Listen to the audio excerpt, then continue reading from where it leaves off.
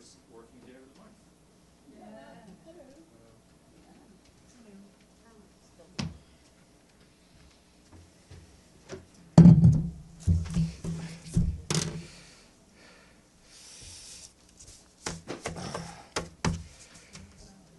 All right, good afternoon. As you know, in about 44 minutes, and I'm sure they will be on time, the President of Security Council for the month of September, Mr. Sang-Jin Kim, who is the Chargé d'Affaires of the Permanent Mission of the Republic of Korea, will be here to brief you on the program of work. As a reminder, for those of you who are connected by Zoom, there will be no Zoom connection for that briefing, but you will be able to follow it on UN Web TV. Our good friend Sharon Birch, spokesperson for the President General Assembly, will be here to brief you tomorrow, which we expect, sadly, to be her last briefing as the representative of the PGA. Over the long weekend, you will have seen that the Secretary General was in Tianjin, in China, where he was invited to take part in the Shanghai Cooperation Leaders Summit. Speaking during the Shanghai Cooperation Organization's Plus session yesterday, the Secretary General said that we are moving towards a multipolar world. We need principled leadership to strengthen multilateralism, uphold the rule of law, and deliver for people, as reflected in the Pact for the Future. He added that the Shanghai Cooperation Organization is uniquely positioned to help shape a more peaceful, inclusive, and sustainable future.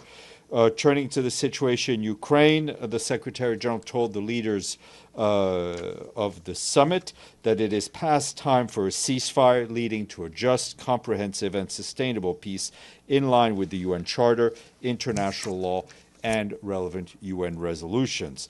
The Secretary General also reiterated his call for an immediate and permanent ceasefire in Gaza, an immediate and unconditional release of all hostages, unimpeded, safe, and sustained humanitarian access. We shared those remarks with you.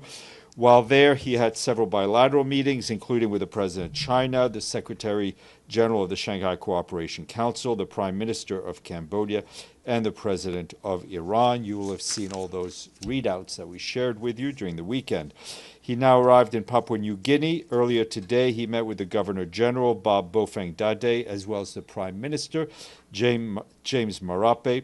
Later in the day, during a press conference with the Prime Minister, the Secretary General said he was honored to be the first UN Secretary General to visit Papua New Guinea and to join in celebrating 50 years of the country's independence. For the past 5 decades, he said, Papua New Guineans have taken on a profound task to weave their breathtaking diversity into one people, one country that leaves no one behind. Papua New Guinea has long led the charge for climate justice, he said, and as we approach the UN Climate Conference in Brazil later this fall, he added that the world must move faster to keep the 1.5-degree limit alive and also to produce a credible path to achieving the 1.3 trillion United States dollars objective decided in Baku during the last climate conference. Tomorrow, the Secretary General will address a special session of Parliament to mark the 50th anniversary of the country's independence. We've shared those remarks with you under embargo. And you should be able to follow those on the UN Web TV if you're up in the middle of the night. You will have seen that over the weekend we issued a statement on Yemen in which the Secretary General strongly condemned the arbitrary detention of UN personnel by the Houthi de facto authorities in Yemen. He further condemned the forced entry into the premises of the World Food Programme, the seizure of UN property, and attempts to enter other UN premises in Sana'a. The total number of UN detained staff at this moment, after this latest action, now stands at least at 18. This is in addition to the 23 colleagues already arbitrarily detained, some since 2021. You will recall that one of our colleagues died while being held in custody by the Houthis, and that took place in February of this year. The Secretary General strongly reiterates his demand for the immediate and unconditional release of all their duties on behalf of the United Nations. Meanwhile, our special envoy for Yemen, Hans Grunberg, just concluded a visit to Muscat in Oman, where he met with senior Omani officials, as well as the Ansar Allah chief negotiator, Mohammed Abdel Salam, and representatives of the diplomatic community. In these meetings, Mr. Grunberg reiterated his strong condemnation of these detentions, stressing that these detentions, as well as the forced entry into our premises and taking of UN property by Ansar Allah, seriously endangers our ability to operate in Yemen and deliver much-needed assistance to the people of Yemen.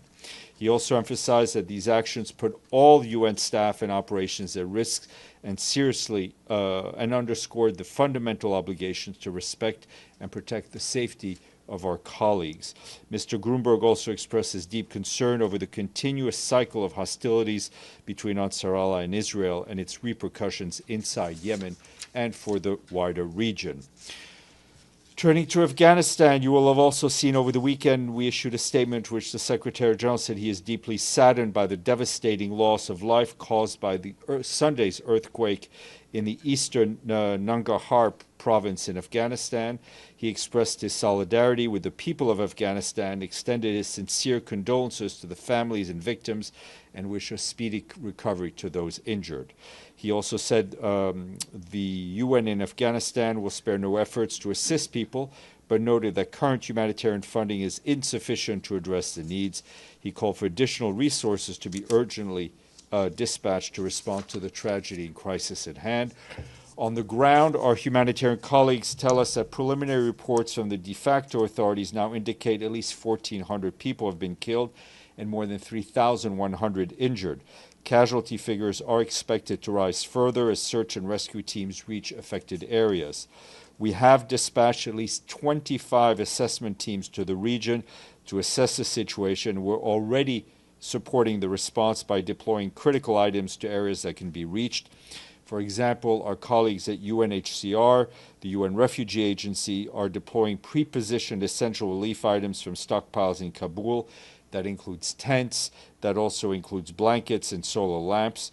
Our humanitarian colleagues note that an immediate priority needs to include emergency shelter, critical medical supplies, drinking water, and emergency food assistance. The de facto authorities have launched an immediate response, flying hundreds of medevac cases to regional hospitals for care and clearing blocked roads. They also, humanitarian partners are also seeking ways to mobilize additional air assets to reach those in needs.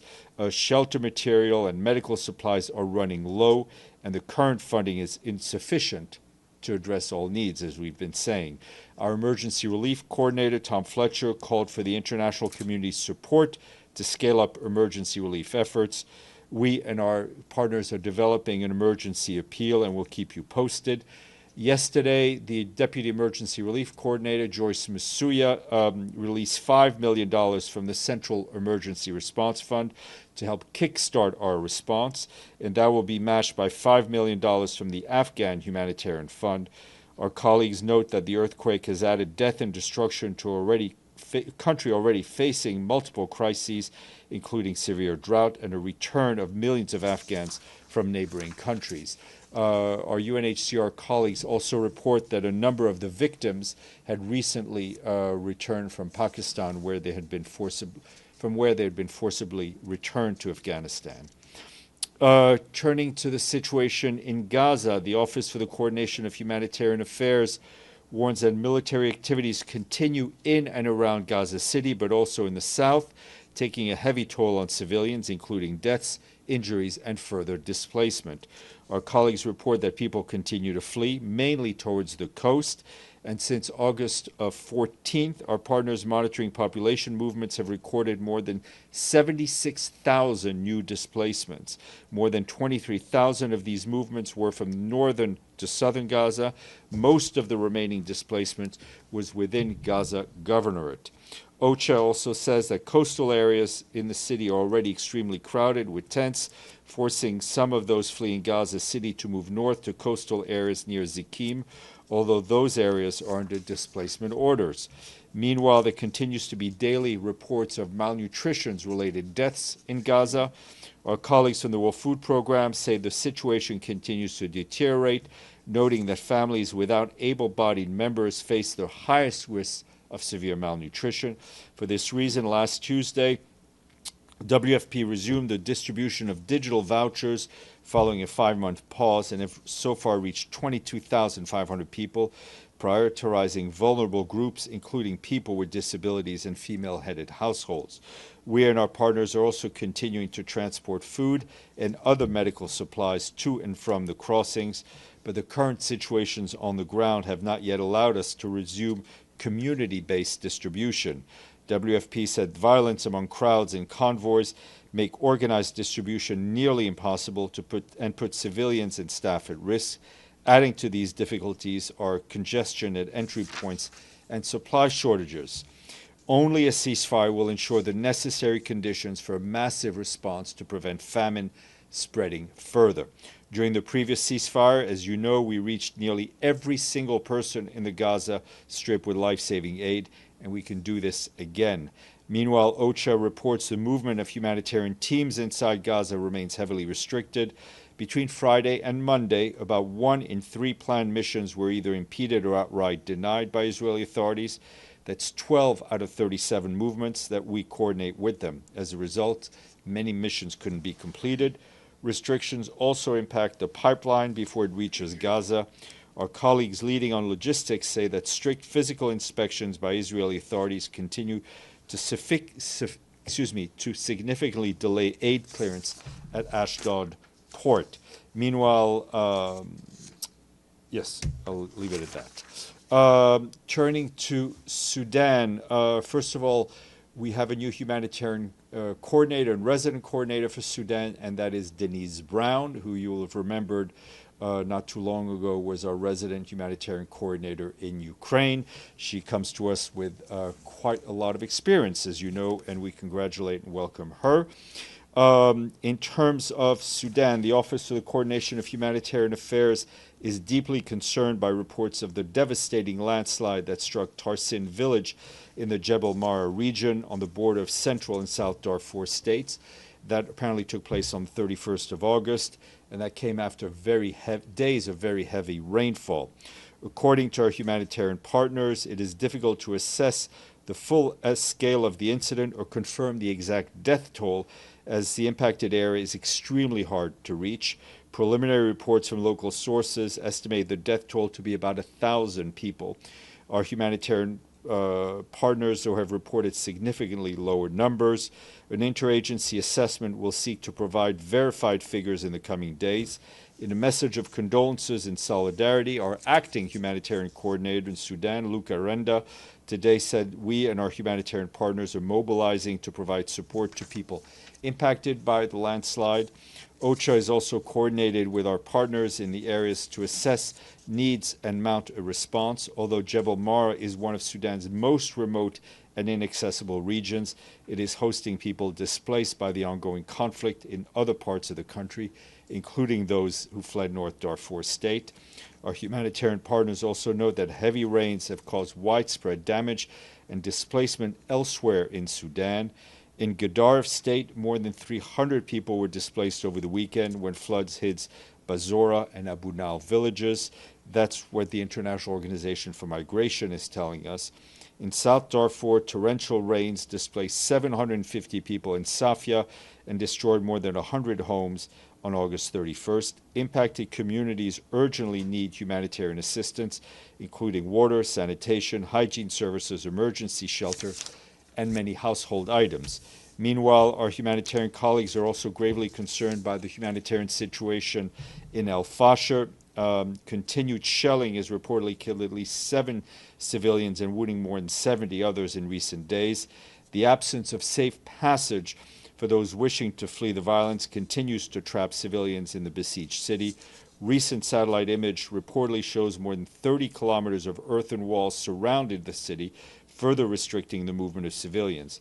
A reminder that the Secretary General has called for an immediate ceasefire around El Fasher, stressing that civilians must be protected, safe passage must be guaranteed, and humanitarian aid must be allowed in without delay and without obstruction.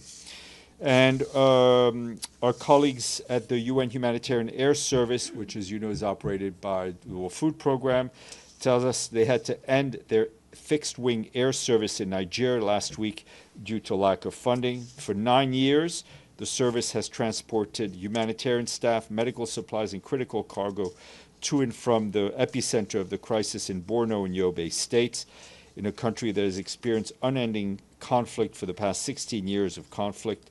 Road transport remains extremely dangerous, and air transport is essential. In 2024, UNHAS flights had carried more than 9,000 passengers.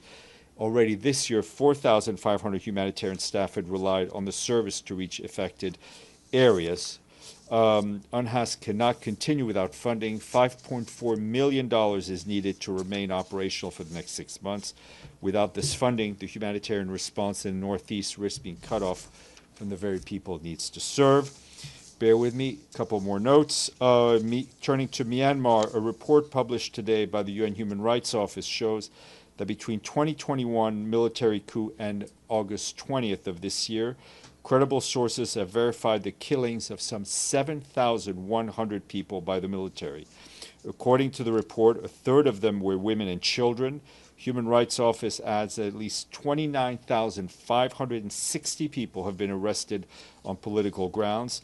More than 22,000 remain in detention without respect for a fair trial and judicial guarantees in military-controlled courts. Since the escalation of hostilities in Rakhine, hundreds of thousands more people have been displaced.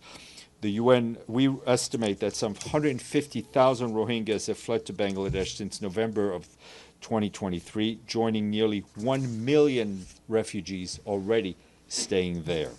And another resident coordinator I wanted to announce, and that's Arnild Spence of Norway, who assumes her role as the resident coordinator in Bosnia-Herzegovina. She brings to the job almost 30 years of experience. Edie, speaking of slightly over 30 years of experience. Slightly. Slightly. Thank you, Steph. A couple of follow-ups. First, did the Houthis give any reason why they sacked the UN offices and arrested, detained so many UN staff? Look, first of all, UN staff should not be detained. What the reporting seems to indicate some sort of security issues, but our staff, regardless of what is going on, should be protected. UN premises cannot be entered in that manner. Secondly, during the meeting of the Shanghai Cooperation Council, did the Secretary General make any attempt to meet the Russian President, Vladimir Putin?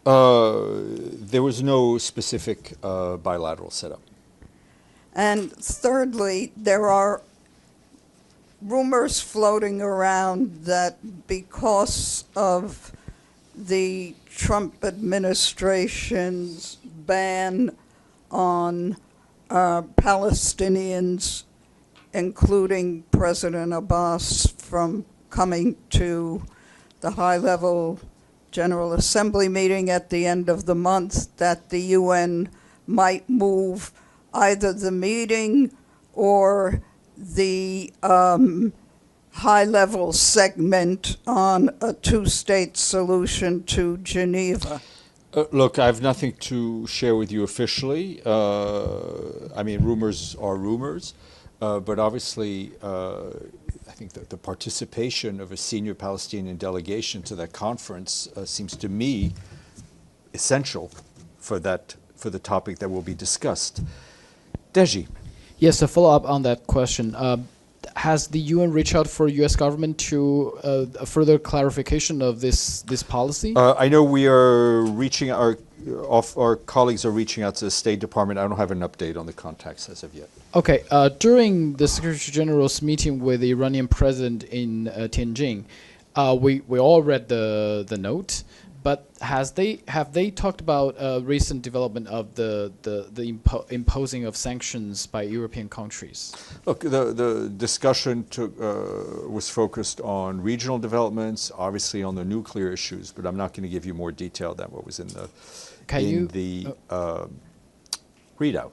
Okay, can you remind us what is the position for UN on this latest development, the reimpose of snapback sanctions? Well, I think I read it out twice last week. So usually when I read out something the third time, I get it wrong.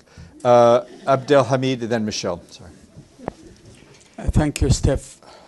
There are news about Lazzarini stepping down. Can you confirm? Do you have he's not stepping down. I think his mandate's coming to an end at the early-ish next year. Is the SG now considering other candidates? Well, obviously somebody will be appointed to succeed him. Yep. Yeah. Thank you. The second thing, Dalal Hawam, there is a 14-year-old girl near Hebron in the village of As-Samua. Settlers ran over her almost killed her. She's in critical condition. Such a crime, why doesn't come in the briefing? I have not seen that specific report, but we'll look into it. Michelle. Sorry, just clarifying, while the SG was in China, he didn't cross over with Kim Jong-un, did he?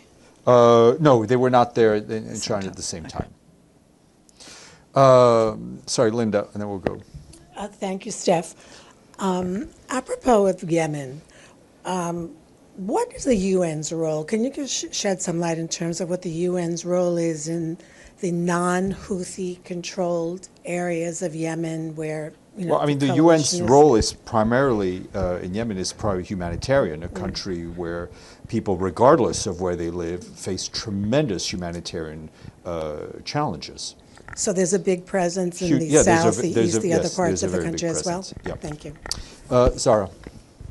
Hi, Steph.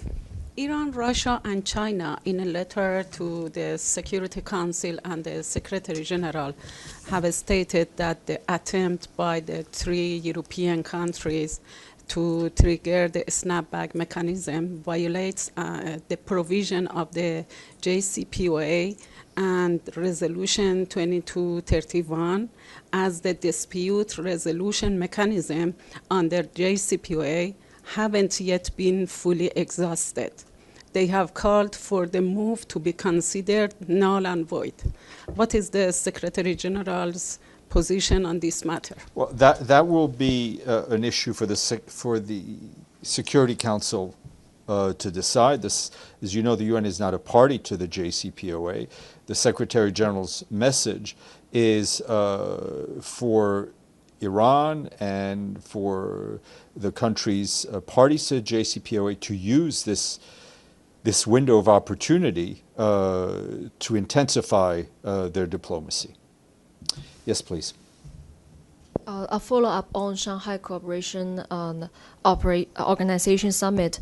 During his statement in Tianjin, the Secretary General says we are moving towards a multipolar world, and the SCO is also now the world's largest regional organization by population and geography. Mm-hmm. How does the UN view this expansion of SCO influence in global governance? Well, you know, the Secretary General has been saying for quite some time that we're moving into a very much a multipolar world.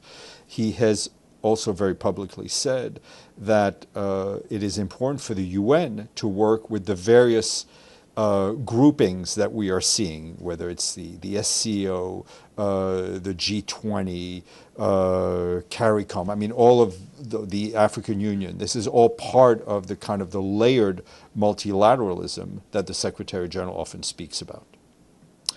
Alex, and then Stefano. Thanks, Steph. I have a follow-up on Yemen. You've mentioned the seizure of UN property. Could you please be more specific, like what we're talking about? My understanding is I think there was some electronic equipment taken. All right, thank you. Stefano. Thank you. The world-leading Association of Genocide Scholars have declared that Israel is committing genocide in Gaza. Is the Secretary General aware of this? Yes. And what does he think? Look, it's a very prominent and serious organization. It doesn't change our position, which I've stated and restated when it comes to the Secretary General using the term genocide.